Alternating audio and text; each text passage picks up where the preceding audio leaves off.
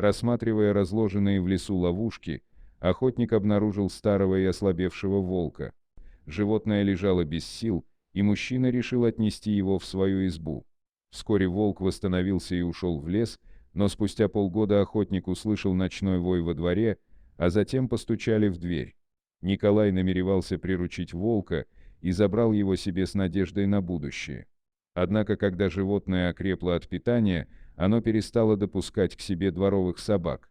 Охотник осознал, что волку необходима свобода, и с тяжелым сердцем отпустил его обратно в лес. Прошло полгода с того момента, и Николай часто вспоминал о своем необычном госте, хотя уже не надеялся увидеть его снова. Но однажды вечером, когда на улице уже стемнело, он услышал волчий вой прямо во дворе. За ним последовал стук в дверь. Ближайшая деревня находилась в нескольких километрах, и Николай с некоторой опаской открыл дверь. Однако за порогом его ожидала лишь истощенная и замерзшая девушка.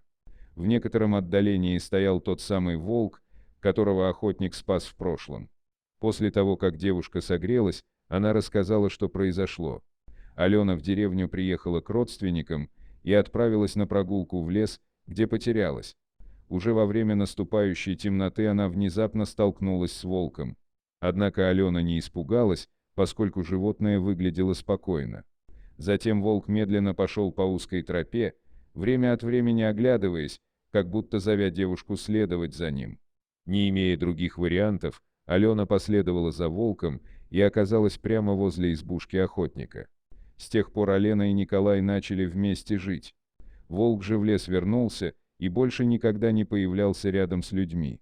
Иногда животные могут проявлять черты, которые кажутся похожими на человеческие. Похоже, у некоторых из них есть способность к эмпатии.